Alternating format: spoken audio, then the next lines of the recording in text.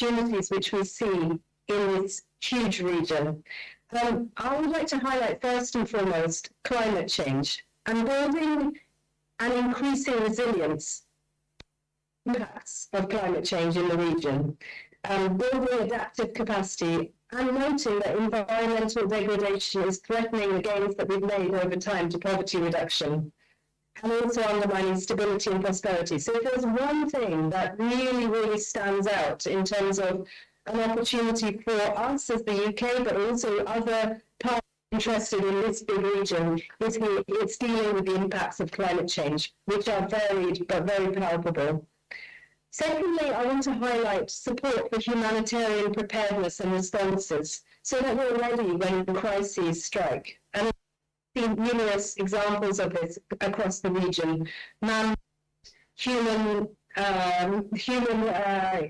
made, but nevertheless, this is about preparedness so that we can react quickly in the face of a disaster. Thirdly, the area that myself and a colleague who's also on the line, who I want to give a shout out to, Mohit Sippy, is economics and economic development and economic integration across the region. Building an economically integrated region is in the interest of India because of the markets, and it's also in the interest of the UK because it's a really important trading bloc for the UK. And so I'm referencing one of the UK government's recently published strategies, the Women and Girls strategies. This is about empowering women. It's about responding to the high prevalence of women in trafficking and child labour. My last visit to Kolkata was actually on exactly this topic. So it's, you're familiar with what we're talking about here. This is an issue which is prevalent right across the region, and it's something that through the Women and Girls strategy we've set out very clearly why it matters for the UK. And finally, building free and open societies, by which I mean promoting democratic values, promoting governance, respect for human rights, all things that I'm sure are very, very familiar to an audience of international relations and political science students such as yourselves. Next slide, please, Ajitha. I've only got 2 more, so I'm going to wrap up very soon. The next slide is about the challenges for the UK in the Indo-Pacific. That's it. Thank you. So I've just put 3 points here on this slide. The first one is about the volumes of overseas development assistance. So you know, as people who have been following the debates on the way that ODA is spent by donors across the world, that in a context where the global economy has been reeling as a result of the in Ukraine, as well as other issues, the fiscal context is a very difficult one, and that's very much reflected in the volumes of aid that the UK and other donors are able to spend. So our volume of overseas development assistance has taken a hit as a result of the global fiscal context.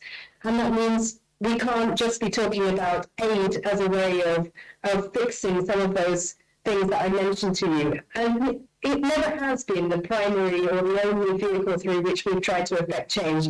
But now more than ever, we have to work through additional tools. We have to work much more closely with our colleagues at higher commissions across the region. We have to think beyond aid. My second point is that we're still in a situation, but the COVID, the war in Ukraine, and the impact on energy prices means that when it comes to international development, the political willingness and the political space to take action is limited, and there are competing interests for governments across the region. And we totally understand that we need to be operating within that political context. So in terms of the development priorities, they need to sit alongside some of our other geostrategic and geopolitical pressures. And finally, I just want to highlight from our experience working on transboundary issues as an Indo-Pacific regional team, we're extremely aware that there are long-standing political tensions in the region. So even if we know that some of the solutions to transboundary challenges, like, for example, water management, the solutions rest at a sort of regional level, and cooperation is the only way forward. We know that those solutions are hampered by long-standing tensions between countries in the region, and that's a very difficult thing to fix. So I'll end my slides by just pointing out a few examples. If you could just move to the next slide. Thank you, Ajiba. Some of the examples of what the UK has already achieved in the Indo-Pacific region over the last 4 to 5 years. So I'll give you 3 sort of broad areas in which we've been operating. The first being economic development. This is purely illustrative. There are other examples, but I'm just bringing these to your attention, and I'm happy to share the slides afterwards, so you don't need to write too many notes. But on economic development, for example, through our investments in the region, mainly in the BBIN region, Bangladesh, Bhutan, India, and Nepal, we've been helping to open up some of our transport and economic corridors, the inland waterways, the border posts. We've been also helping to expand the volumes of clean energy available. The UK has also been instrumental in the issuance of new electricity guidelines by the Indian Power Ministry, working through the World Bank. And finally, the BIMSTEC Master Plan for Transport Connectivity was adopted last year. That was very much connected to some of our investments in the region through the World Bank. On modern slavery, which I mentioned earlier, we've been, here it's not been the World Bank, but we've been working through UNICEF and through some of our programs over the last 5 years, since 2018, we've managed to reach over 650,000 potential migrant domestic workers through our programming. In addition, vulnerable children, many of whom are girls and at risk of child labour and trafficking, have been reached through our programs. And finally, at the very much more macro level, we've been providing technical support to the Government of India to develop the draft national policy on child labour. So on climate change, that's my third set of bullets. Many of these are aspirational. They're achievements that we hope will come about through our investments over the next few years. I'll just highlight a few because I'm running out of time now. But we intend to support up to 14.5 million people to better adapt to the impacts of climate change. We also plan to generate public and private finance up to an order of £1.4 billion for climate resilience purposes. And then there's additional work on protecting natural ecosystems and biodiversity and avoiding deforestation. So on that more positive note, I'll end my presentation, and my contact details are at the end. If anybody has questions, please do feel free to reach out to me afterwards. I think there is no time for Q&A at this event, but very happy to take questions offline later. Thanks very much, everyone. Thank you, Madam Chaudhary.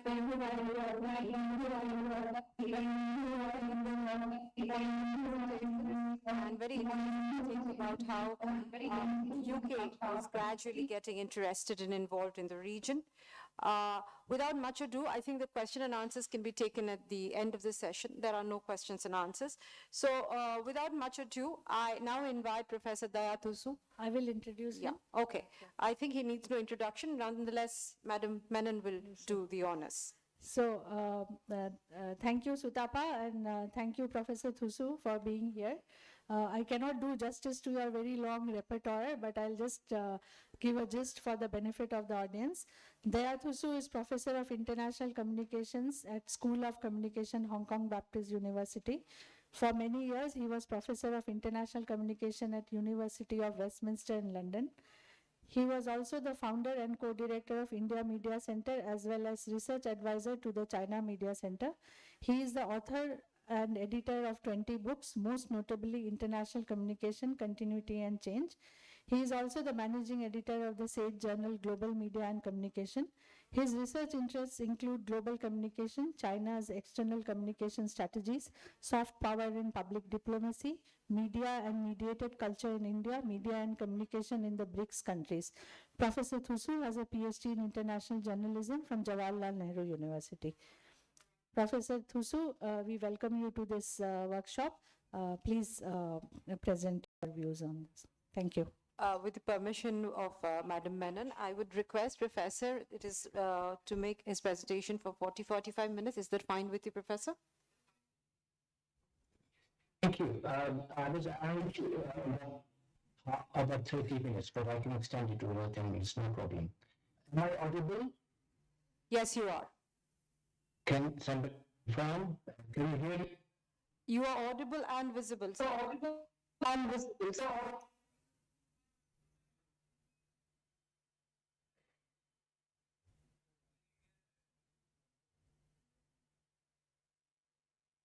Yeah, it is fine now, Professor Thusu. Please continue.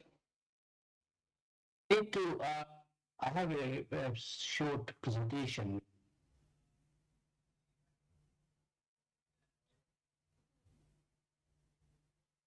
Okay.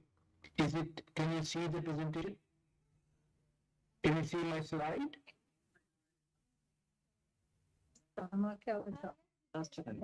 Yes, it is visible. Thank you. Thank you. Thank you. So I should start. I wanted to just make a very small but important correction to my introduction that was given by my esteemed colleague. I have a PhD in international relations, not in international journalism. So my background is in international relations, and my talk today is also about international relations, geopolitics, not so much about media and communication. Although I'll refer to some of those issues and perhaps maybe we'll have more time to discuss that. Essentially, the talk is about geopolitics of the Indo-Pacific region.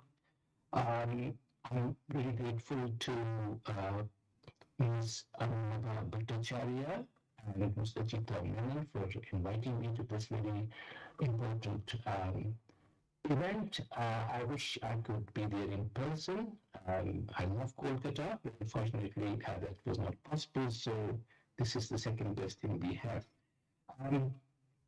So what I thought I would do is perhaps a bit different from what we heard from a colleague from the British government, because one of the advantages of being an academic is that you have a little more space to go off the policy kind of framework and be a little more critical of the debate that we are going to undertake. The other advantage I think I have is I'm located in Hong Kong, currently working here. I'm obviously from India, having done a PhD in Parliamentary University in South Delhi, currently notorious. Looking at the debate about Indo-Pacific from Hong Kong is a slightly different perspective than one might get in London or Washington or New Delhi for that matter. So to talk a lot about India per se in the talk, starting second properly, more of the kind of broader picture global geopolitics and how Indo-Pacific kind of operates within that. And because I expect the students are mostly international relations students and faculty, of course, international relations. So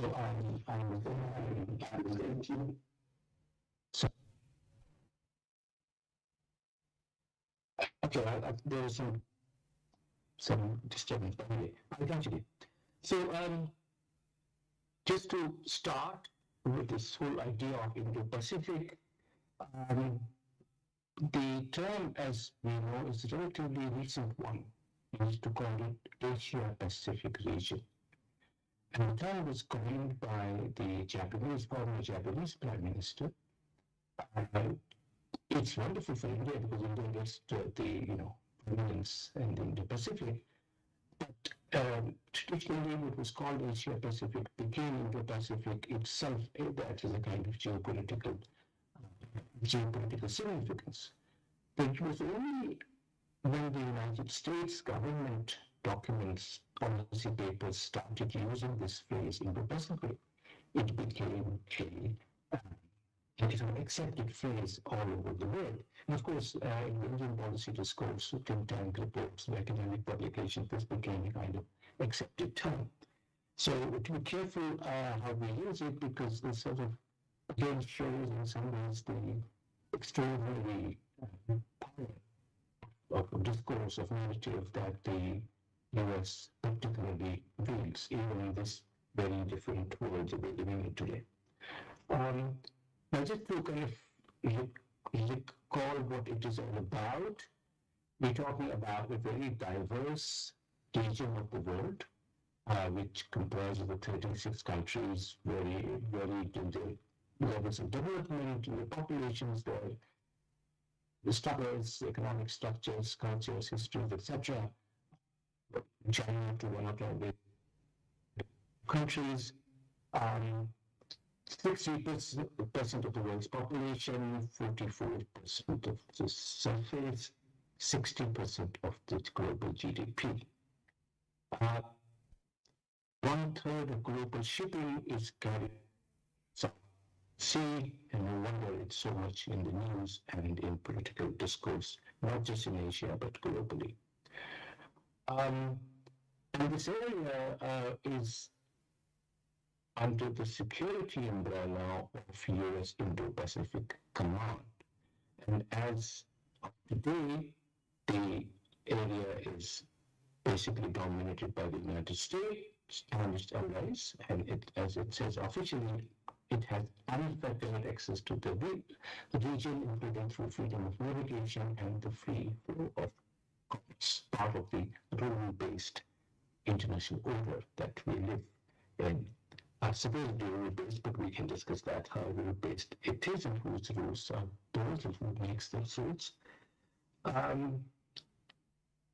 But this system is being threatened, as was mentioned at the very beginning of this session, by China. The idea of subversion of China, of this very nice old arrangement, and growing influence of China across the region and, of course, beyond, which I'll refer to. A recent study, it was commissioned by the US State Department, reported that if there was a disruption of Taiwan's industry, a hypothetical Chinese blockade, if that was to happen, it would cost $2.5 trillion in annual losses to the global economy. So this area is extremely important in the world which is going into digital world on a kind of every hourly basis. More and more people are getting into that world, which has its economic, cultural, and political connotations. So the structure which has been in place is being disturbed primarily by China, and therefore there is a concerted effort to check this. In various ways, and I'm just picking up some. One is this idea of quadrilateral security dialogue, so-called QUAD, which brings US, Australia, Japan, and India into an informal grouping. Although it was set up way back in 2007 as a kind of an informal organization to deal with basically environmental issues, but it was resurrected, re-established in 2017 with a more precise and more kind of geopolitical framing given to it largely by the United States. India is part of it, which is interesting. We'll talk about that, why it is interesting in a minute.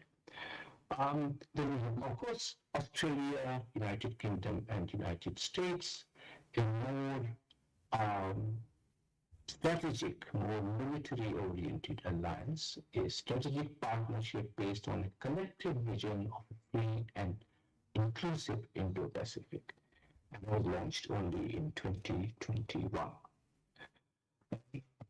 We also have the old Five Eyes, US, UK, Australia, New Zealand, and Canada, a kind of intelligence sharing arrangement which has a longer history to monitor China, which obviously sees it as an Anglo-Saxon clique. And more recently, perhaps most importantly, the idea of extension of NATO to Asia, that is Asian NATO. This is from the very recent NATO defense ministers meeting, which speaks very openly about expanding NATO's limit, including countries like South Korea, Japan, Australia, New Zealand, to as it says, adequately uphold US's commitments in both the North Atlantic and Pacific. Now, people with slightly longer memories would remember institutions like CENTO, which regional NATO organizations, they're all defunct now, but NATO has been not only it remains in very important position, but actually strengthened and widened its area of operation from Kurdistan to Libya, Afghanistan, areas far beyond the North Atlantic. And this has been done for, as I said earlier, various reasons, including strategic military ones. And there are reasons for it. Already, China is now claiming to be, and this is data from US Geopolitical Research Service published by the BBC, it has the largest number of combat ships. It overtook the United States in 2021. It's been doing lots of infrastructural projects in the region to basically strengthen its military and geopolitical and economic interests. The most prominent case of that is this the example of man-made islands in the Philippines, which have very important military dimension. In terms of infrastructure, the most important and much beyond the Indo-Pacific region is the Belt and Road Initiative, which the last count had 151 countries participating in it. As you can see on this map, it has a land-based idea of one road, as well as one belt, one road, as it was called before, and also a maritime version of which is connecting Indo-Pacific to Africa and eventually to Europe. It was launched in 2013, so it's 10 years since it was launched. And it now has 151 countries, trillions of dollars of investment, hundreds of projects across the world. And by way of comparison, although this is not always a fair comparison, but it's worth thinking about, that after the Second World War, the Marshall Plan was introduced in Europe, Western Europe, to rebuild Western Europe. And it transformed Europe, but also brought the American businesses and American power very much into the heart of Europe, and still as you see in the case of Ukraine, the war. So just imagine an initiative which is 10 times bigger and so much more dispersed geographically, what impact it would have, and imprint will China leave behind in these various projects. And as we know, some of these projects are not doing very well.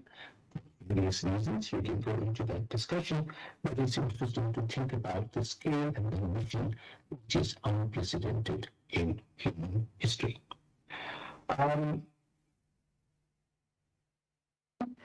Also, a very concerted effort in terms of providing infrastructure for communication, which is also exceptionally important, because this is an area where the United States particularly has a very strong presence.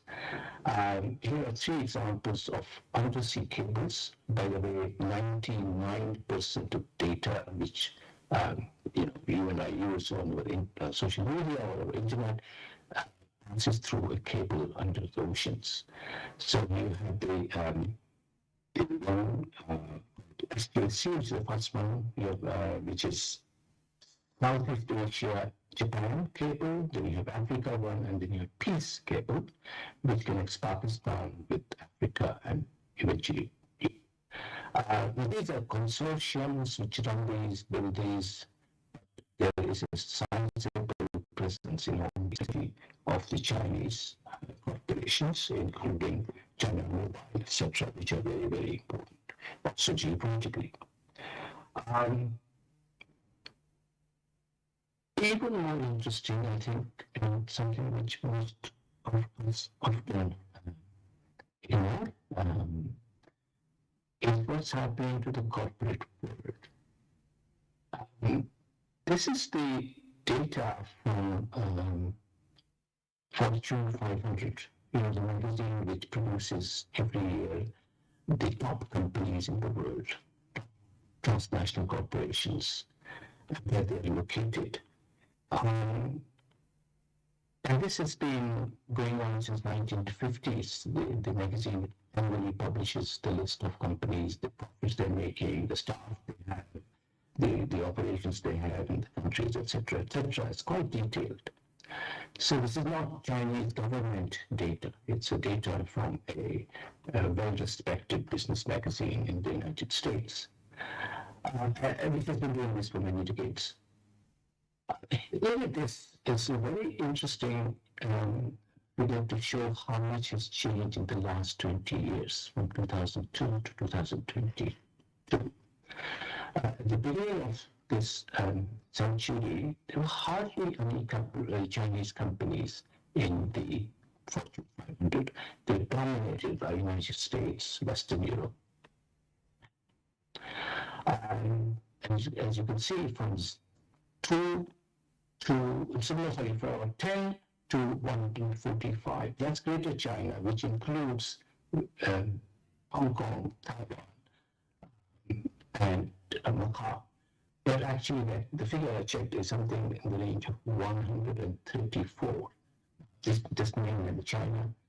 As against 124 of the United States. And we also see the decline in the United States from 200 to 124 in the last 2 decades. And Europe too, as you can see very clearly, is on that. India has 9 in that. This is 2022 figures, has 9 in the list. So compare 9 with 134. So you get a sense of how much India has to do to get close to where China is today. So, of course, as I said, this is not just confined to the region. This is a global operation. These companies are, and their ownership is also complicated. It's not like when you say Chinese companies, they're essentially Chinese. There might be somebody from Saudi Arabia, from Western investors, from Russia, etc. But you get a general sense that how the power has actually shifted and shifting. And it's interesting that when President Obama said that pivot should move to Asia, he wasn't really talking about India. He was talking about China. He didn't talk about Japan. He was talking about China. China was the country, and this is some time ago. So, no wonder China is seen as the real competitor. This is a very interesting diagram that I saw in one of the think tanks report published in the United States, which looks at the four dimensions. China has been the biggest supplier of material, the factory to the world. We read about these chains, supply chains, how they've been affected, value chains, how they're being affected by the so-called Cold War. Largest market, toughest competitor, and main geopolitical. As it says, unlike the regime in the 1950s and Japan in the 70s and 80s, China is pursuing global leadership along all four dimensions. And perhaps the most important for the majority world, including India, is what it says on the other side. China has lifted more people out of poverty faster than any society in human history, by differing sharply from established systems. So that has not been done in this extraordinary story of removing like 700 million people out of poverty. Was not done by Oxfam or Save the Children, or just to mention these, not by a government. So one has to be careful about one kind of connect issues, limits, and what happens to great democracies in India, where despite extraordinary achievements in many spheres, we still are home to the largest number of extremely poor. So that might be something worth thinking about. So if that is the case, then why is it seen as the end of the? Has it got something to do with the way the narratives are created? Who is creating those narratives? How are they circulated? I mentioned at the very beginning the notion of Indo-Pacific construct, and it has become now accepted. Or if you were looking at geography carefully, you might have some issues with placing Pacific Indo-Pacific, because large of is Pacific is actually that India has nothing to do with that in geographical terms. So there is this kind of rhetoric, and there is the reality on the ground. So, for instance, there's a lot mentioned about the Chinese threat. India has a Chinese threat because we share a kilometer-long border, and there are issues with that. And there are other issues, trade, etc., etc. But in relation to the United States, generally,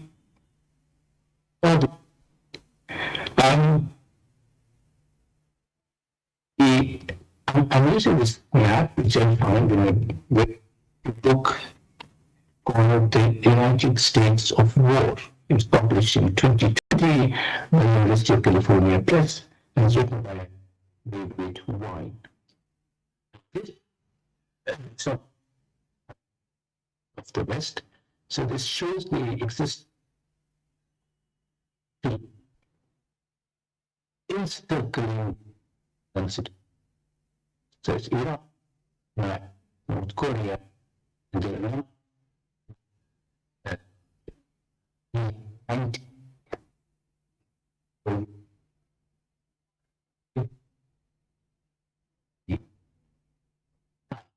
making one of the largest in Europe.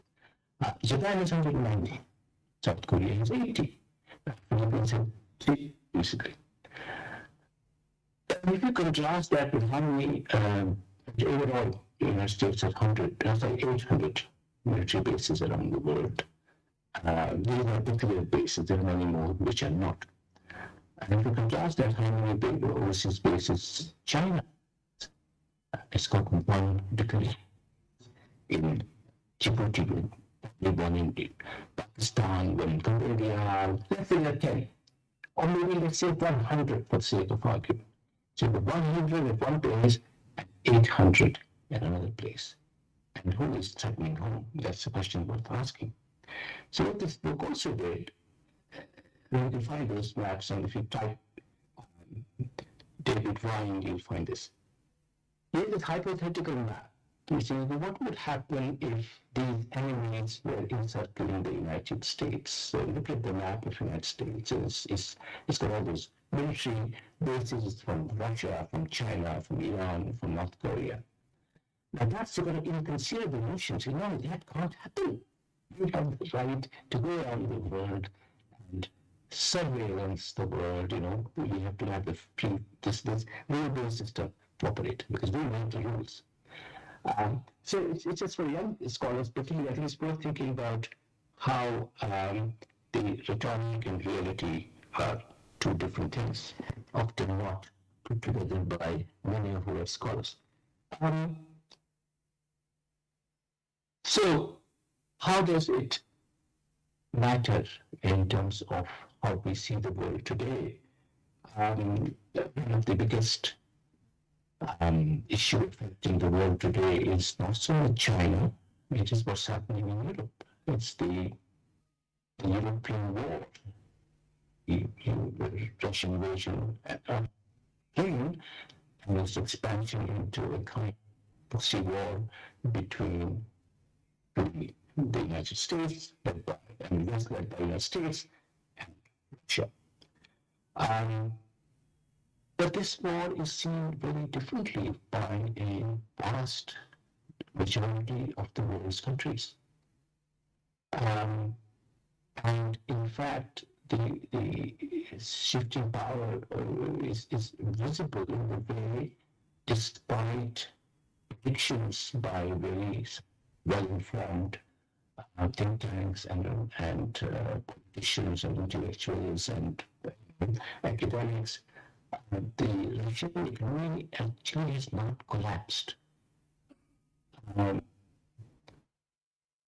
this is part of the reason that this is a recent chart that the New York Times published, looking at 1 year of the Russia-Ukraine conflict. And if you look at this diagram, the biggest growth in trade in terms of volume has been India, 310%. Turkey, China, 64%, Japan, 13%, Brazil, 6%. But the Netherlands had reasons because of the diamond trade. So Russia hasn't collapsed because there is a world beyond the West. And that world is changing very, very rapidly. And that world is also increasingly talking back in various forums, despite the fact that those forums are still controlled, managed, the rules are not theirs. So it's interesting, for instance, to think of the BRICS countries. I mean, I have the privilege to do a project on BRICS. We published 3 books on that 3 years ago, when it was published actually in 2021. And if you look at Brazil, Russia, India, China, South Africa, these 5 countries, of course, one of the countries is an invading power. So Russia is obviously, supporting its economy. But the other 4, China, you could also argue there is a kind of a concept of the authoritarian governments, etc. But look at India, look at Brazil, look at South Africa, and the way they have voted in the United Nations, the way they're trading with Russia, it shows something interesting because India has a very complicated situation. India is very close to the West, just the economic dimension, cultural dimension, historical connections, military engagement, especially with the United States.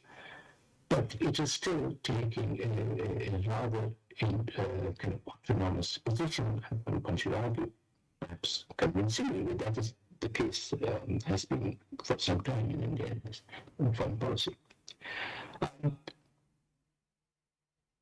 So this talking back is amplified. I pick one I think is a very illustrative example, and it concerns India. It concerns the foreign minister who gave an interview in 2022, and this particular there's a clip from that interview which went viral. And if it was just a kind of thing that people forward on WhatsApp will make much difference, what was interesting was part of that quote got into the Munich Security Conference document, the final report, this year's Munich Security Conference, which has just finished. This is Jayashankar's quote. Europe has to get out of the mindset that Europe's problems are the world's problems. The world's problems are not Europe's problems. He said this in June 2022, and it got into the final post of the Munich Security Conference. It's interesting that it was the Munich Security Conference, which those who don't know is arguably the most important annual event in relation to security and geopolitics. Again, it has a very interesting US connection, Korea connection, etc., but no time to elaborate on that.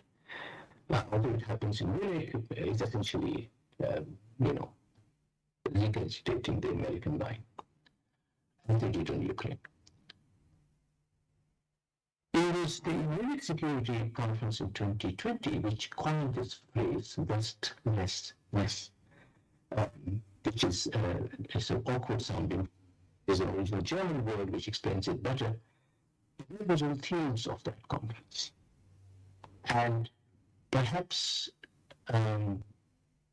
it indicated a certain lack of clarity, not to say confidence, that West traditionally has exercised, because the world around it has changed. And China is just one example of that change.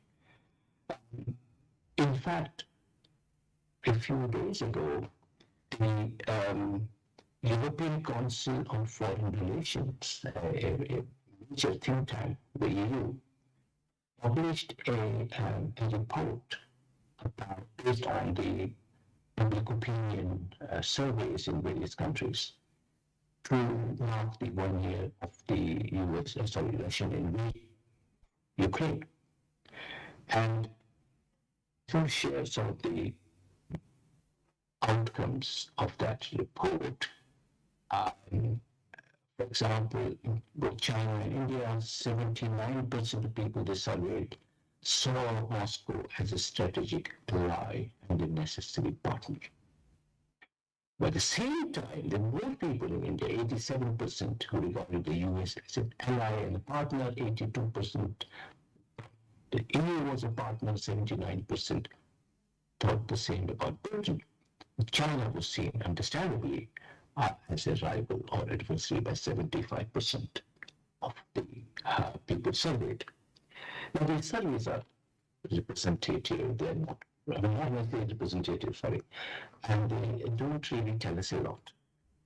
But they give you a certain sense of what the thinking is among the educated opinion. I think, especially if they're coming from a rooted think tank, to be taken slightly seriously. This is one of the kind of summary of this report. The United West divided from the West. Global public opinion 1 year into Russia's war on Ukraine. The West may be more consolidated now, but it is not necessarily more influential in global politics. Consolidated in the sense that the West Europeans, Western Europeans most broadly, are working together to defeat Russia.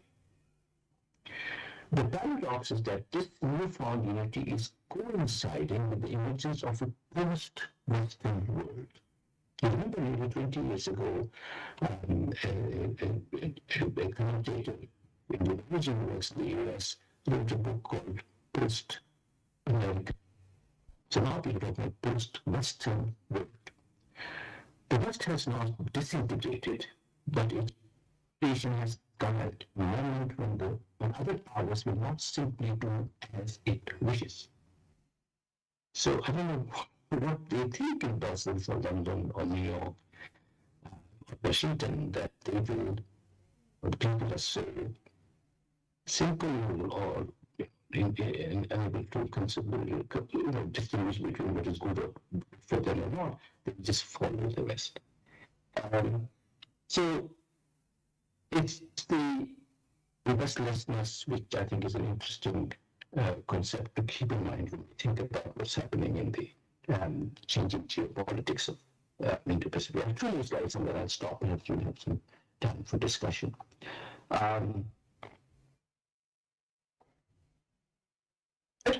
This Indo-Pacific region, this new Cold War, the old Cold War was a construction, an intellectual construct.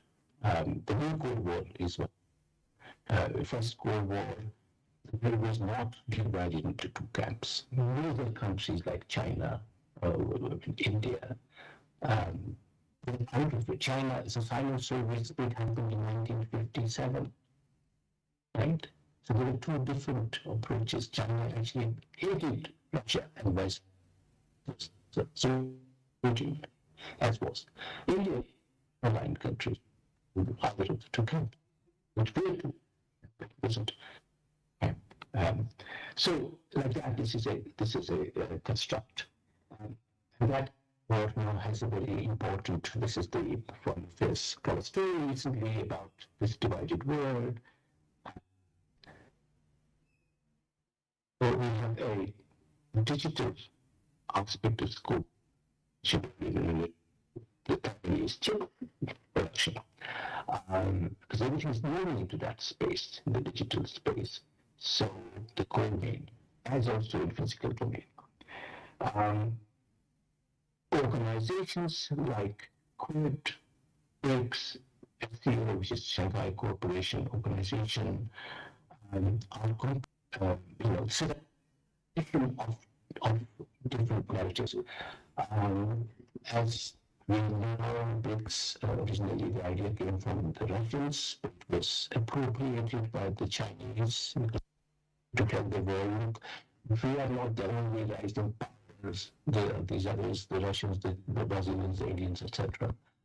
So it's entered by China, and it's expanding. There are already countries like Turkey, Iran, Argentina, even Saudi Arabia, Indonesia are also thinking of joining. It's a very significant development. And the Shanghai Cooperation, of course, is a Chinese project. India was only, given selected in 2017 with Pakistan, which was again an interesting geopolitical decision. So there is this kind of a contra arrangement which is being sort of set in at every year they have an annual summit. It's a BRICS balance. This is slightly more institutional than others, but it is still something which is dominated by China, and given that two major BRICS countries have fundamental problems, it's the border issue, but trade-related problems, and this idea of rivalry makes BRICS a less effective forum. Having said that, the Ukraine war has also showed that there are areas and there are issues on which they could converge.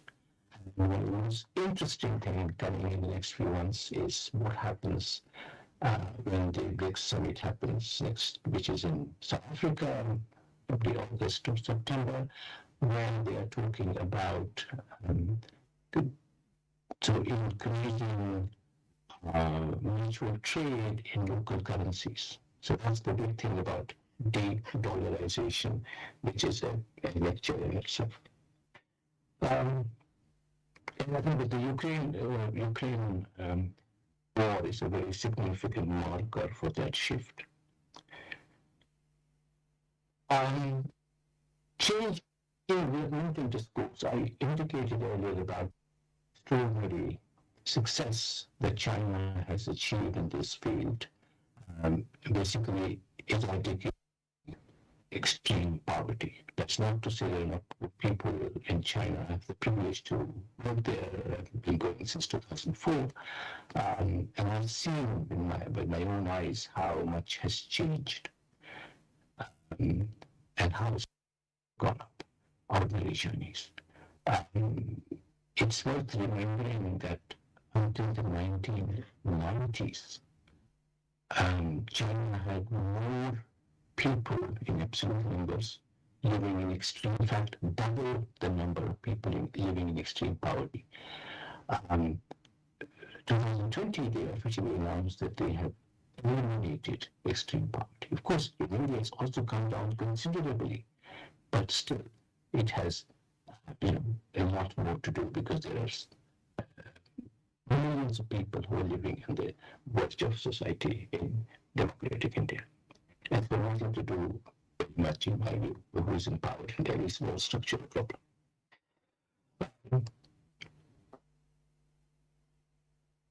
When this whole debate about deglobalization and this idea of a polycentric world, the world is not just defined in Brussels or Washington or London for that matter.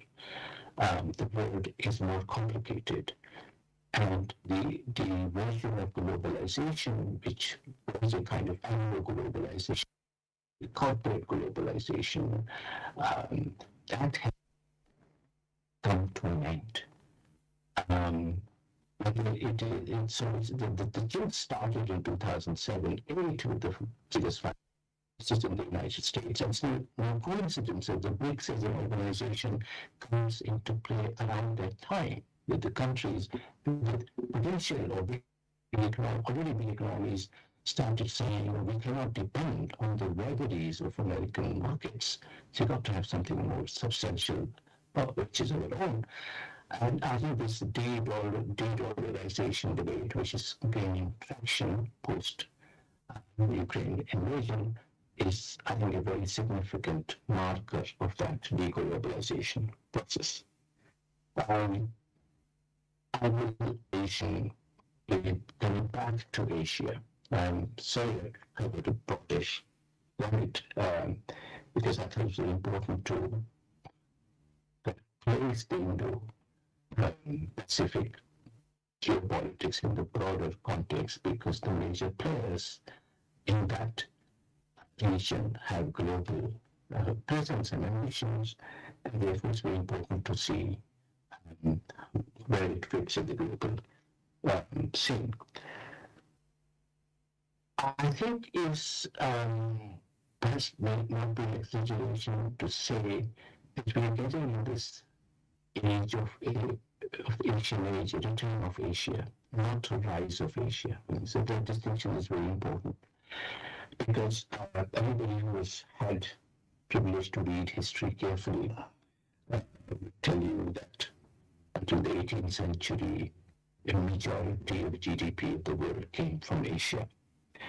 Alice Madison has obviously written about it in some detail, and there are other accounts. So the return is what one should be thinking about it, not as rise. It's the return of Asia. And I have presented some data to buttress my argument. But if you look at India, for instance, it overtook United Kingdom as the 5th largest economy. In terms of purchasing power parity, it is already the 3rd largest. But by 2030, which is not very far, the largest economy in the world will be Chinese, followed by Indian, US, Indonesia, Turkey, Brazil, Egypt, Russia, Japan, Germany. The only European country in that list is Germany, and that's at the last. In fact, the damage that the Russian invasion of Ukraine has done to Germany in particular, because it became rich in the last 30 years essentially on cheap gas and oil from Russia and the big American security kind of umbrella and Chinese market. So on phase three, what has become more important? The US security umbrella is bigger, more powerful, and the Russian oil is stopped. Not quite stopped, but you know what I mean. It's been diverted by the roads. So the forecast is by this is from authority of somebody, I should know insider. The next year or two, 2025 latest, India will overtake Germany as the largest economy in the world. If that happens, then you have United States, China, Japan, India. So after five, three would be Asia. Many people have been thinking and writing about it. Actually, it's quite interesting. A lot of this work is happening in Singapore. Some of you may have come across his work. He was in Harvard before. He's Singapore, and some consultancy. He talks about it in his book, The Future is Asian. I think Asia is a very complicated continent, different levels of development, different cultures, etc. But I think within that, India has a plus which many other of its competitors lack, which is the demographic dividend, a country full of young, enterprising, aspirational Indians, and I think that gives India a lot of kind of potential to be in that list in the top 500 economies in the world. And how then India plays its geopolitical card becomes very significant, because unlike Russia or China, it's SCA and BRICS compatriots, it does not have a problem with the West. In fact, as I mentioned earlier, it has good relations with the West, especially with the United States. And to navigate that world of the Asian power, being part of this globalization debate, but also benefiting from the West is something which requires and has aspirations to be at the highest tables of the world, which you can't do without the assent of the United States. So it's a very interesting kind of position to be in, a difficult position to be in, and how then India reacts to the Indo-Pacific debates is an interesting space to watch.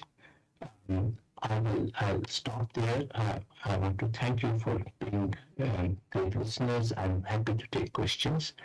Let me get out of my slides. I can send these slides if you're interested in sharing these. I can send it to the organizers. Thank you. Thank you, Professor Thusu, for your wonderful, both very, very interesting points and takeaways that emerge out of your talk. Ideas like the new Cold War, the digital Cold War, the Westlessness, and the emergence of Asia and how India is seen into it.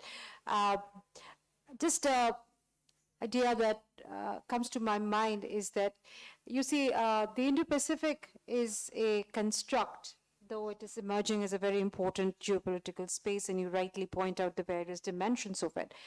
But I was wondering, is that how do the middle tier countries, especially when we talk about the Indo-Pacific, we're talking about the maritime stretch that involves the Malacca Straits, and thereon we know we have talked about the confluence of the seas.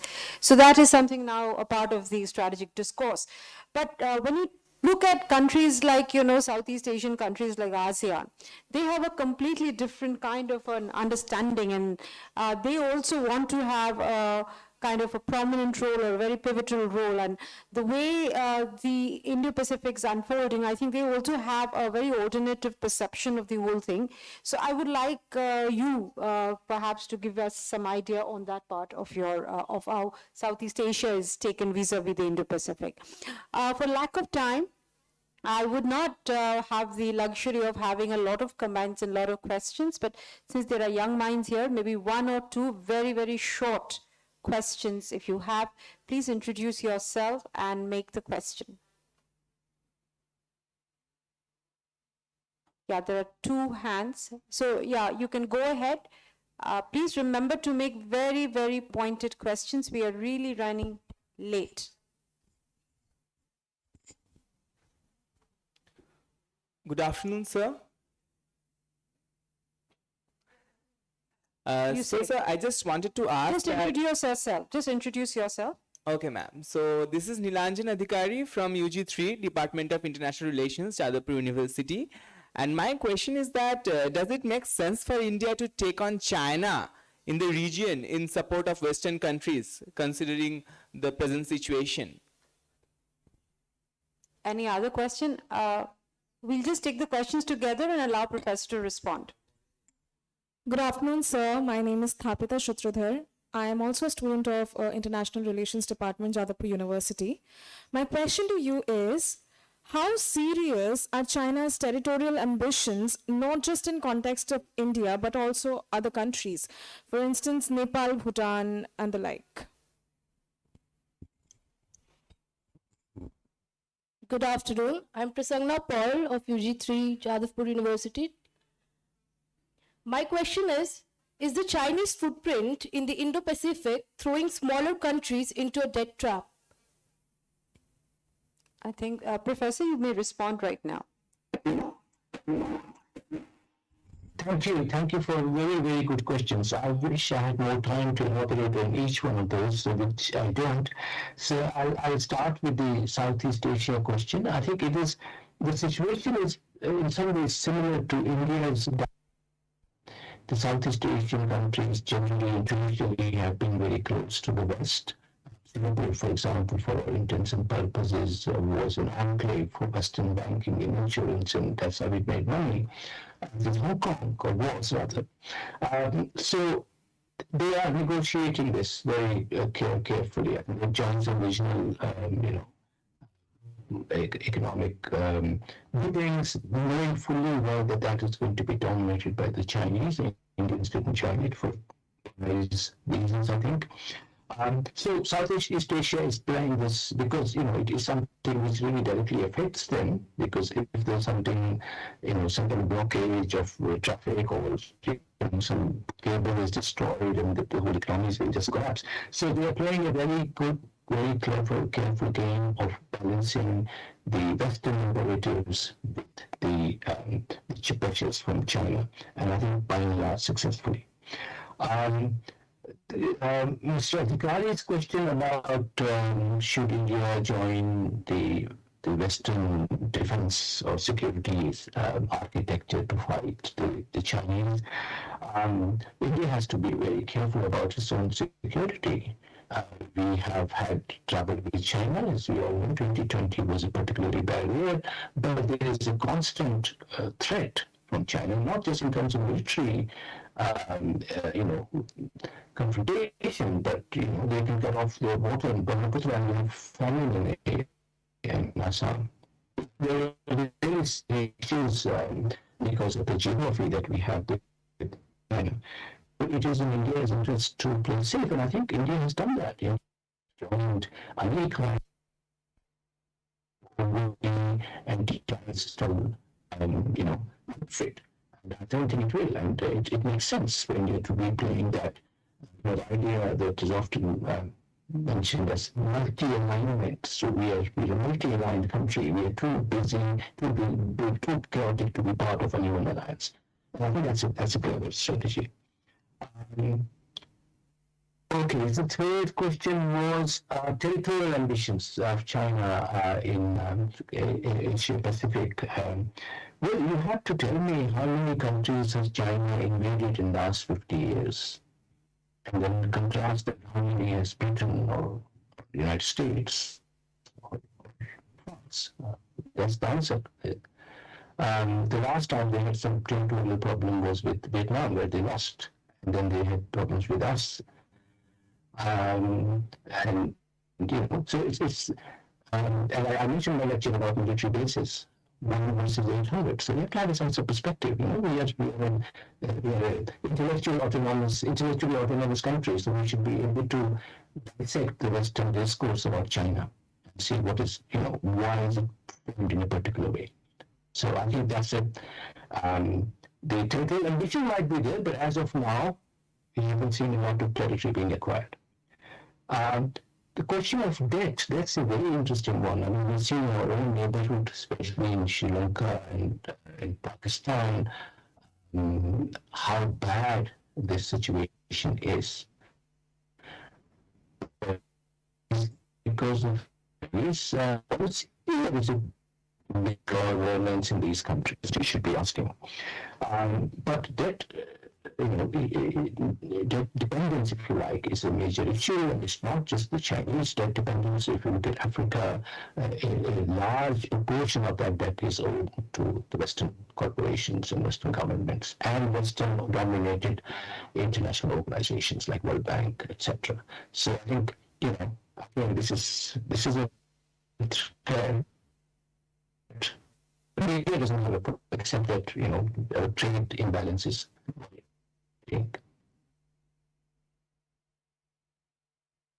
I'm happy to respond to your, if you might have other questions or comments. My email is send to me on email.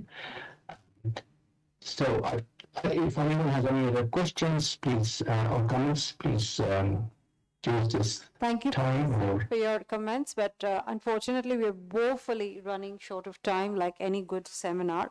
So I would like to thank you and the organizers for giving me the opportunity to hear, and I feel very enriched.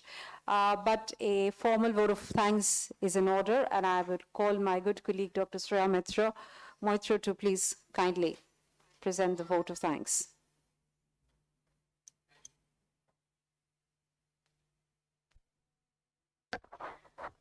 A very good afternoon, everyone, and what a brilliant first session we've had. The mixed mode, I think, has really benefited the academic world, and I'm really grateful to our very, very distinguished speakers of the first session of today's seminar, UK-India Cooperation in the Indo-Pacific, Ms. Shutaba Chaudhary for her remarks, and of course the very enriching presentation that we just were audience to, Professor Daya Thusu. Thank you very much also to my dear colleague, my senior, Professor Ishani Noshkar, who herself is an expert in China, and I think her extremely incisive comments in the end, proved her expertise, and we are so happy and so enriched. Thank you also to the overwhelming response by the students who, for this seminar today, are participants as well as audience. I'm very grateful that all of you are here and all of you are so interested and engaged in the deliberations that's going on. That's the whole focus of these seminars which are being held and in series. Thank you so much for the distinguished members of the Deputy High Commission UK, and thank you again for the guidance and the always warm leadership that we get from the head of the department, Professor Mantala Lahiri. I formally close this session, and I invite you all to join us for lunch, to be followed by session 2, which is again seminar presentations by young scholars. Thank you so much. Thank you so much. Thank you. Bye. Students, please be seated here. You'll be getting your food packets here itself, and teachers, professors and delegates kindly head towards the department for the same. Thank you.